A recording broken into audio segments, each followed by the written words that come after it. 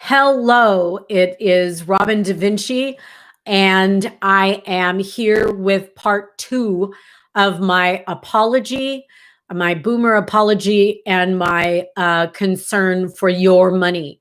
And this time, I'm going to apologize for my generation, the boomer generation, not reversing the princess syndrome, not getting you guys out of this nightmare princess syndrome that has caused more marriages to break up, more relationships to end, and more money concerns than should ever have been happening.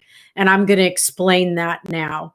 So, my sincere apologies on behalf of our generation for not getting rid of the princess syndrome stereotype about what young women should do when looking for a partner or looking to enter adult life. All right, so I'm going to go back to my childhood and tell you I had no dad. He was around for a little while.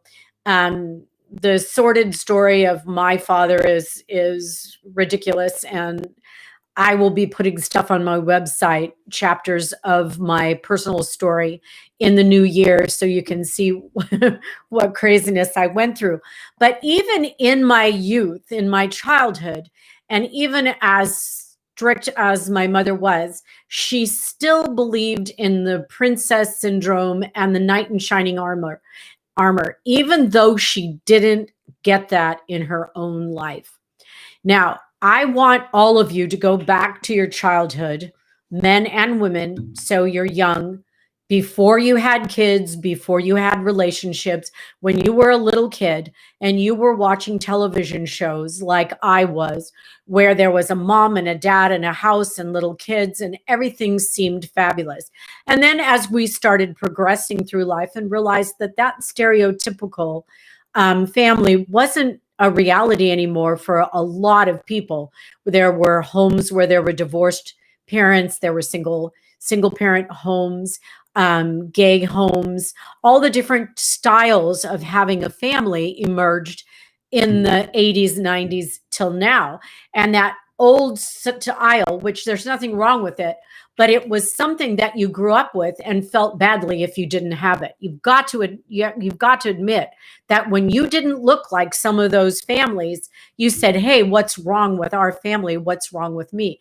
And I had that syndrome pretty badly when I was growing up because we were one of the poorest in our neighborhood. We were latchkey kids. In other words, my mother worked from 1959 forward, and we came home alone to the house. I was a babysitter. I made some babysitting money from neighbors. And we lived not ashamed, but pretty embarrassed by the fact that our dad had left and moved to another country. And there we were in our house without very much. And my mother was very proud and she did a great job. I do not want to diss her actual job, getting us to school, getting our teeth checked, getting glasses if we needed them. She gave up a lot to do that. But she was raised as I was raised, and millions of you were raised, to believe that someone was going to come along and rescue us as princesses, that there was a man out there who would take care of us. And therefore, young women, young girls in my age group and going forward till now are not told to be self-sufficient, self-reliant. They do not learn the skills that they need to learn to handle their own finances. Some young men and women actually go all the way through college without learning anything about money. So I am taking this time as part two of my your money and you need to communicate type of situation to address young women looking for someone to bail them out monetarily. I have sons and daughters. I respect all of them. I do not want pressure on them to be more than they can be, or I don't want them to be less than they can be. But I don't want them thinking that someone's going to rescue them from this thing called life. So as little girls, I'm going to take the woman's side first and do a warning for the guys And the next video will be guys first with a warning to women. This is called the princess syndrome. When you are raised from very little, a little girl, to believe that someone's going to come as a knight in shining armor, and I know this topic has been brought up before, but it's near and dear to my heart. They're going to sweep you up and they're going to give you the life that you want from some sort of movie.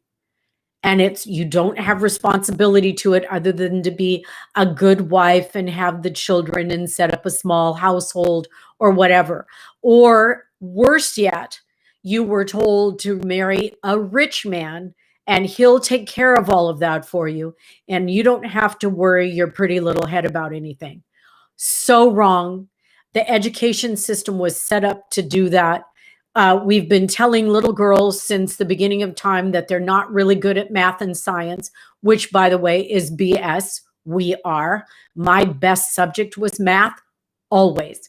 And I'm not here to say, oh, you have to be a math whiz to figure out your money, because that's not true. In fact, in my book, I do part of a chapter on the math myth. Girls can do math. Girls can balance checkbooks. Girls can manage their money. Girls can control their emotions so they don't trigger spend. And I am here to say that if you are a young man being told that you need to get a bride and take care of her for the rest of your life, you need to stop and listen to this, because both of you are going to be in trouble and head toward disaster. Each individual person, regardless of your gender, needs to learn the skills to do their own finances. You need to start as a young woman, as a little girl, to understand the meaning of money. Your parents or your mom or dad or your grandparents, whoever is helping you get through your childhood, needs to do that. So I am actually speaking to adults here that have suffered from this syndrome and are now raising children without getting them out of the syndrome. Absolutely stop this trend. You do not want your daughter getting out of high school thinking that someone is going to come rescue them and take care of them financially for the rest of their lives. You do not want them going into college looking for a husband. You do not want them seeking a solution that is anywhere but inside themselves because you've trained them.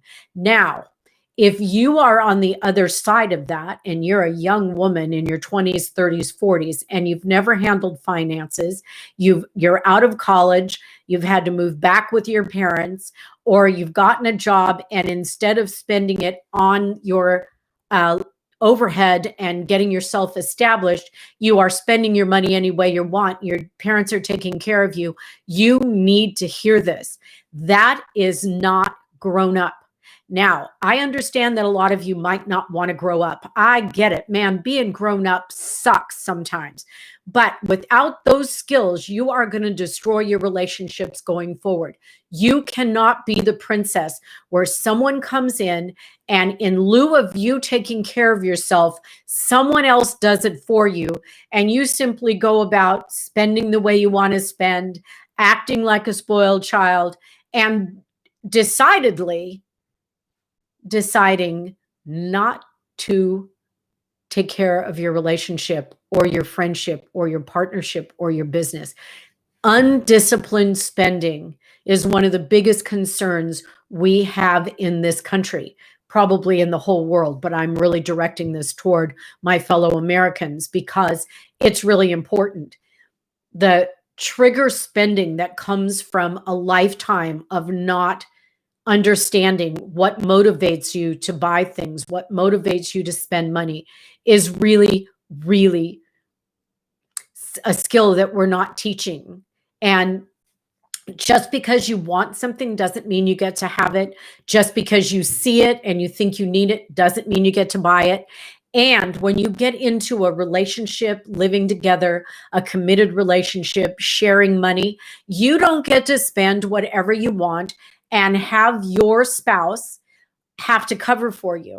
It isn't okay. So, what are you going to do about that? Firstly, we need to introduce children to the value of money, how much things cost, where do they come from, how are they manufactured, how do you make a determination between what you want and what you need, where do you understand your emotional makeup that causes you to say, I'm going to go out and get this because I deserve it.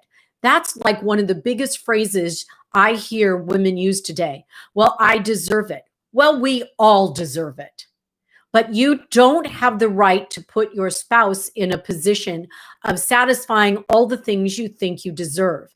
And when you watch movies where women are swept off their feet by some knight in shining armor and they go off and live a life that, by the way, doesn't exist, and they just live in this princess fantasy where they can do whatever they want and their spouse has to support it, you are just gunning for disaster. You are actually setting yourself up for extreme sabotage in your own life. Extreme sabotage. Do not do it. I'm going to go back and explain why. I was raised to believe that I should marry someone who is fabulous. And I thought to myself, and I said this to my mother before she slapped my face. I said, Mom, what is it about me that is so fabulous that some very well-established young man would want to take me on? I don't have anything to offer. We're a poor family. I don't have anything to offer other than I work hard and I take things seriously and I'm a good person. But why do I deserve somebody who is extraordinary when I'm not extraordinary? Well, I got in trouble for saying that. And indeed, I did marry a really wonderful man and I had children with him, but both of us had never really discussed our emotional makeup and what was going on. And we kind of self-sabotaged our relationship. We got along well. We cared about each other, but neither one of us was grown up enough to understand what was going to go on. We ended up in difficult situations. And while I can say for the age we were at, we handled them pretty well, we didn't know better. I was looking for someone to take care of me while I became a housewife and a mom, stayed home, kept the home. And he went off to work in a high stress job, brought home the money, and together we lived as a family. We never talked about the stress we were under. We never talked about the fact that it would take a load off him if I earned some money too. We were just living that Cinderella. That isn't even Cinderella. I was Cinderella when I was growing up. That princess syndrome where I got to, look nice and we would take pictures with our kids. And wasn't that fabulous? And we never discussed how tough this was on both of us and why we seemed like we were functioning, but we weren't happy. It was because we never really sat down and discussed finances with each other and what we both really wanted from life. We bought a house when we were young, which was really wonderful. That was when houses were affordable in our state. And we bought a nice home and we worked on it. We did all those things that were very Leave It to Beaver, Father Knows Best, Donna Reed show. I know a lot of you are going, who is this dinosaur talking to us? But there are shows like that if you want to move back up to the Cosbys and different shows like that going forward, where I just finished watching Man with a Plan. And they had that same thing where the two of them had jobs or talked. They didn't agree with everything. They had kids. They were trying to live what people called the American dream. But no one ever answered me when I said, why should I'm not extraordinary, Mom? Why would an extraordinary person want to take care of me? You need to ask yourself that question. while your parents were saying, oh, he's not worthy of you, honey, or he's not good enough. Wait a minute. What happened to sitting down, finding your commonalities and working through it, setting situations, setting goals, figuring each other out before you enter into a binding relationship where you have to get a divorce to get out of it and crush your lives? It's because we don't talk. The first part of this 3-part series is about what to do when you think you've met the one. Don't mistake the one for the one in the first year. Do not get swept up in all the feelings and the hormones and everything, and forget that you're asking someone to enter into a lifelong partnership with you. I've made my share of mistakes, and the princess syndrome is the biggest problem. Well, I don't mean that, because obviously there are much bigger problems, but the biggest problem in our fantasies facing us today, no one can come in and rescue you from yourself. The woman you have to present to the world understands finances, understands emotional spending, understands what it means to be in a long-term partnership, understands that you can't have everything you want, and that you need to have the things you need. And that, yes, while you deserve things, if you can't afford them, you don't put the pressure on someone else to get that for you. You know, someday my prince will come and take me away and sweep me away and I'll have the life I want is not realistic. And I still, after all these years, and I will be 70 in the year 2021, I still see young women thinking that this is the case and really being depressed when they can't pull it off. Do you know that there are just regular people out there for the most part? There are regular men and women out there. They are not extraordinary.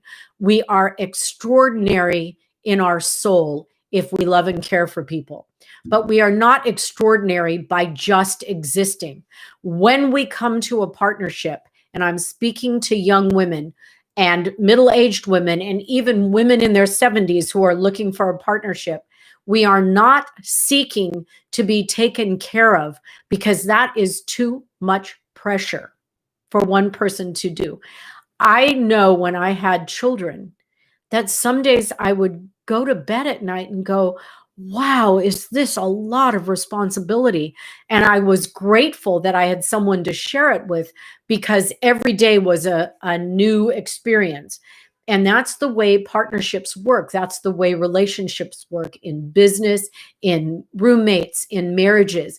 It is, you have to bring something to the table. You don't get to just look pretty and say, oh, I get to have that and you need to give it to me. My daddy said you need to take care of me. BS again. BS again. I'm here to wipe that out and say, you need to learn and educate yourself. And that's not even a formal education. Most people cannot afford university and college prices, but they can take classes online. They can learn things on videos or from Google or from wherever, and they can increase their knowledge on many, many subjects.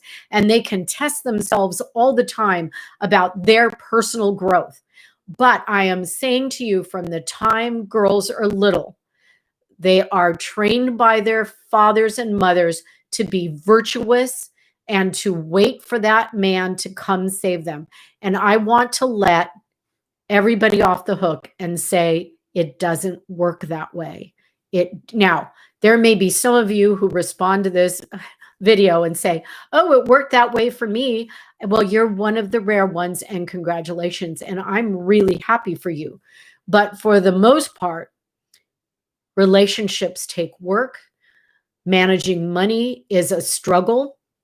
There is money inequities in almost every relationship. I address that in my book about the inequities of money. and what happens and how the relationship will break down because of it. There cannot be a spender in the relationship and a wage earner unless they're talking. You cannot be the one spending all the money and telling your wage earner, oh, you don't get to spend any money, we're short, but you went out and did whatever you wanted. No, and we have to grow up. And when I'm talking about growing up, I mean grow up. No, you can't. You do not get to have what you want whenever you want it, while your partner or spouse is out there killing themselves to earn money. Now, if you're both earning money and you've both decided on a budget and you both have discussed what fun things you can buy in addition to what you're doing, discretionary funds, I've got a chapter in my book on that. Discretionary funds are those funds that don't affect anything else in your life, in your budget, in your living, in your bill paying, in your tuitions, any of that. Most people do not have discretionary funds, or they're not conscious of the fact that they're spending every dime of discretionary funds without sharing those funds with everybody else. So let's go back. You are a young girl and you are loved by your family. You're loved by your father, and he wants you to marry a man that's worthy of you. And so you go through grade school and high school. And if you're lucky, you go to the university, and you're looking for that guy who is going to do what your dad said: marry you, take care of you, give you what you need. And you don't find that person. You fall in love with someone who doesn't make as much money as your parents want him to make, or he's not as educated as you want him to be, or he doesn't have a great family because they have decided he's not from a great family. I wasn't from a great family at all. I loved my family, but we weren't, I don't know. In fact, my husband, my kid's dad, his family didn't like me, not only because of that I was poor, but my religion and a couple of other things that they just didn't like. And they made our marriage very difficult. And we didn't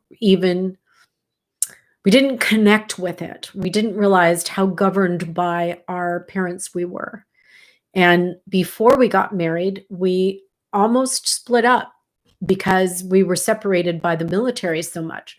And my mom sat me down and said, you are not going to marry a man like your father. You are going to marry this man because he has an education and he has, he has a great job, and this is better for you. And I did love him.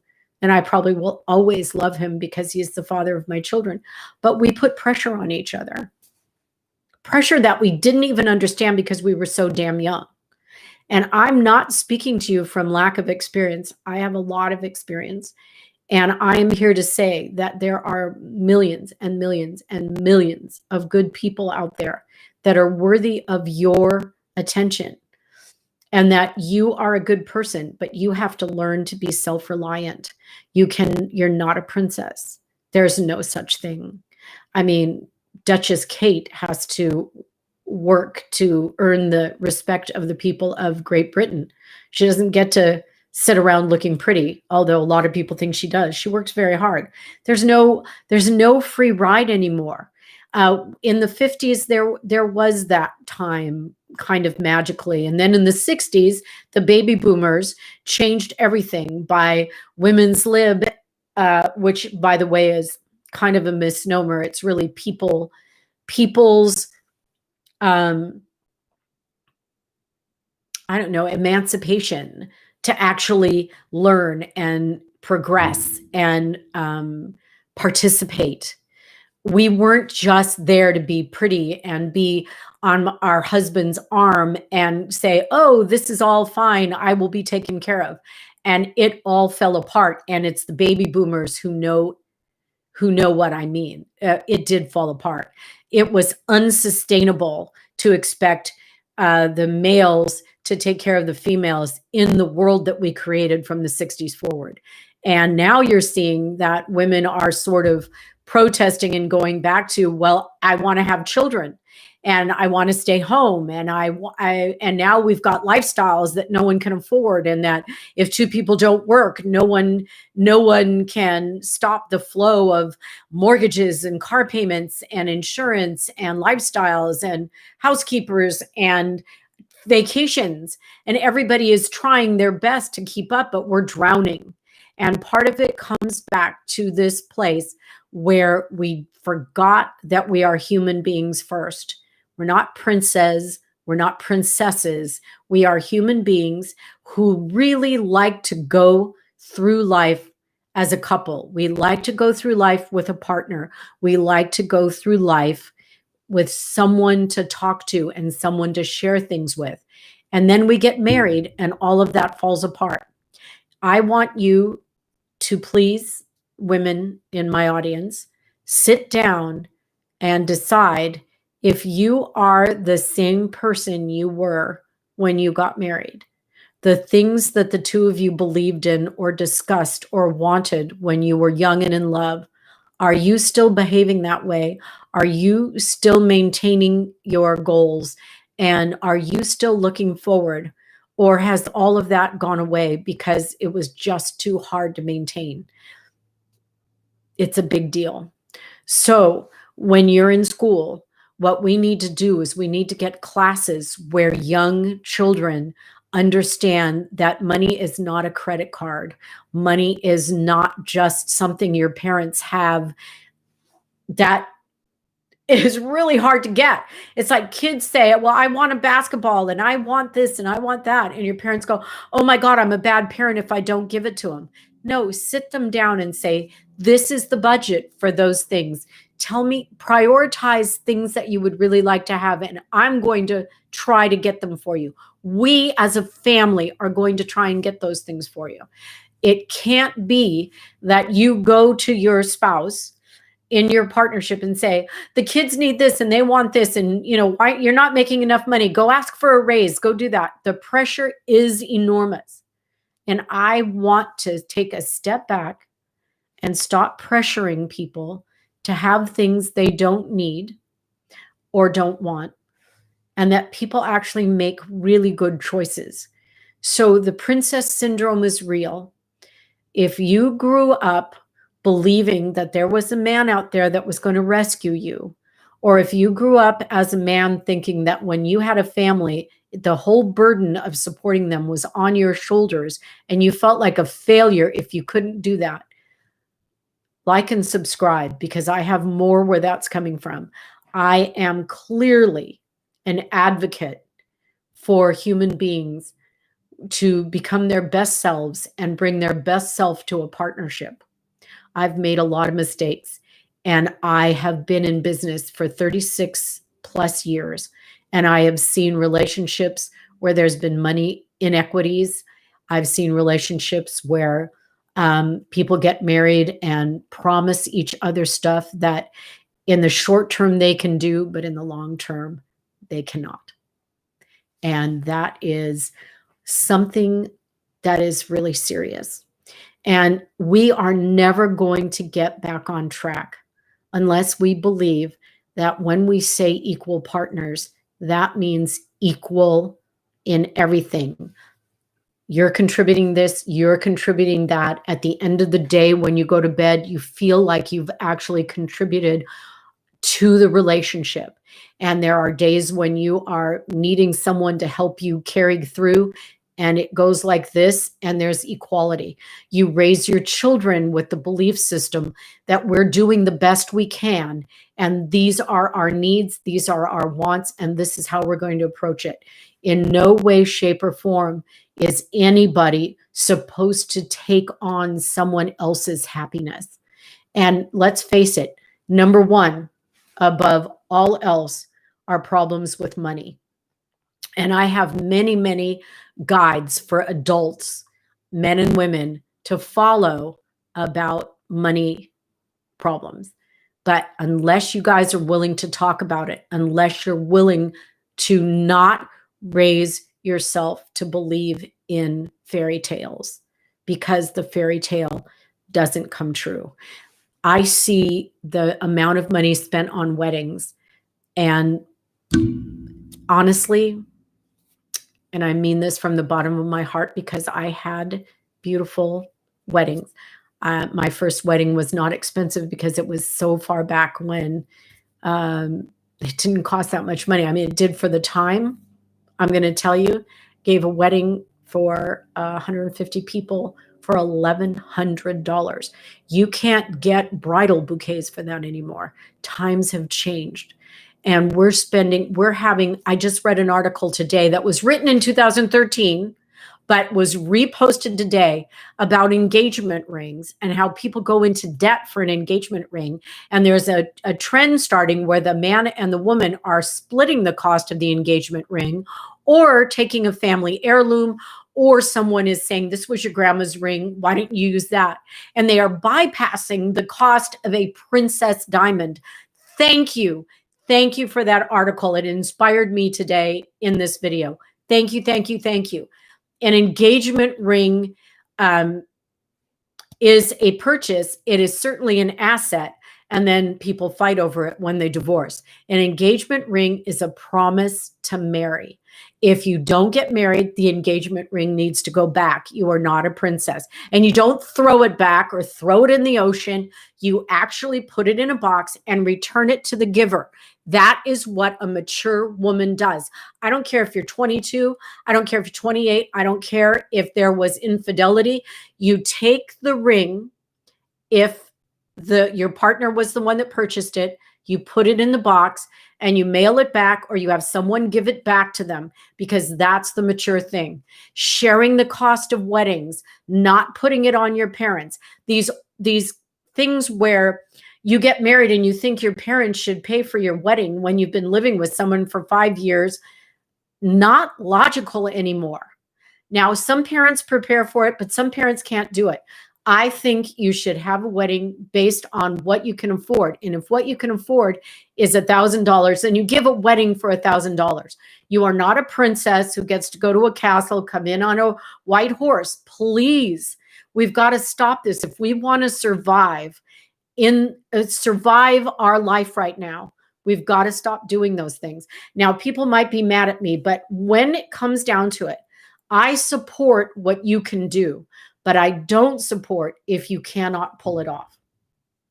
If you're going into debt to have a ring and a wedding, and it's going to follow you around like college debt, why are you doing it? Because your friends did? That's another thing. We get involved, and men do it too, but I'm talking to women right now. Women get involved with their friends and they sort of one up each other. I actually have that in my book as well, about, are you competing with someone in order to have a big diamond and a big wedding? I know we grow up dreaming of that day when we walk down the aisle in our white dress with everybody looking.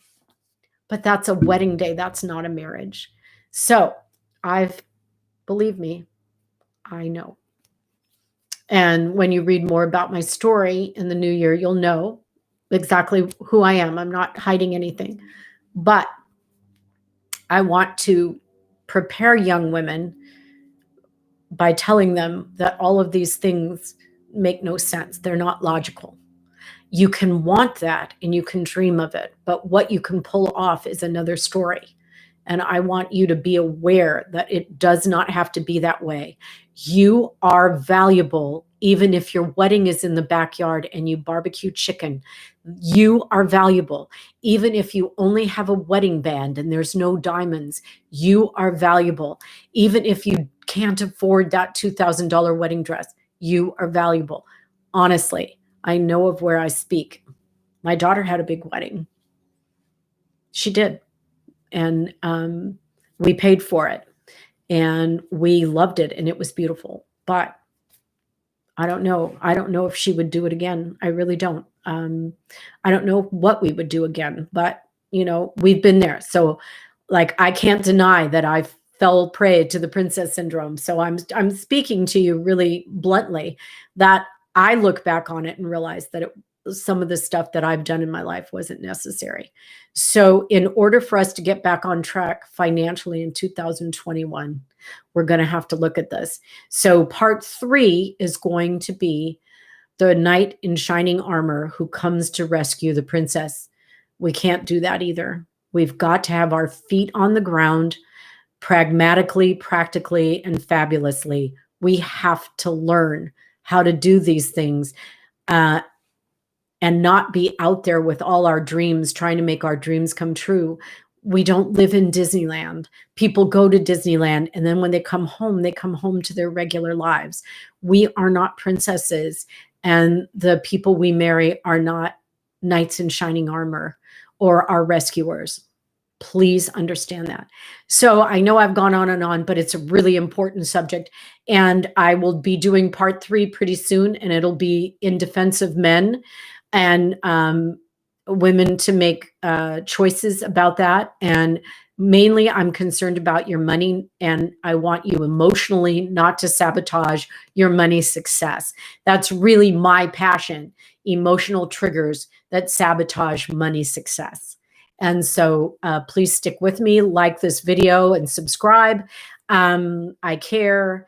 I will answer and be honest with you. And welcome to almost 2021 and maybe a better year. Take care. Thank you.